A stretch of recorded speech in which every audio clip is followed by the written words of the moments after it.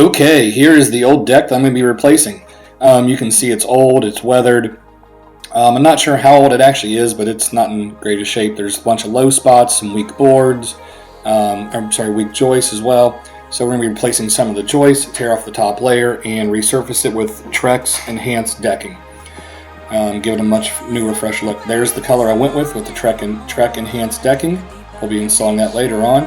But here you can see it even has low spots on the deck before we tear it apart. Here we've torn it apart and we've installed some new joists. We've flipped all the joists 180 degrees. That way they have a new, flat, perfectly good surface to be used. There's the joists on the outside. We got to add extra joists around the outside edge as well to do some picture framing in the end. You understand what I'm saying? Also supports down the center there on every one of them. Also added 4x4s to the ends. You can see in the center there as well, just to give it a lot more support over the years.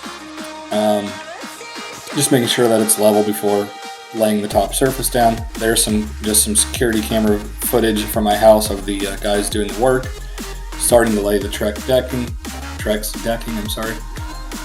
There you can see some of the boards have been laid. They've actually started to build the steps as well, the risers for the steps. There's the color I've gone with. You can see it laying down pretty nice and smooth.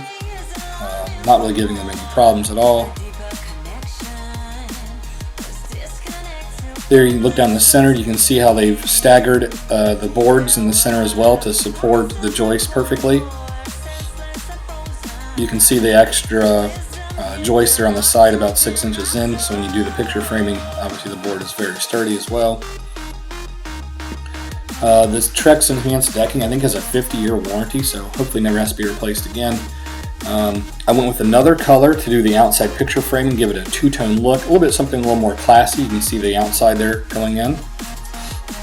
And then also on the steps, he did the picture framing on the steps as well.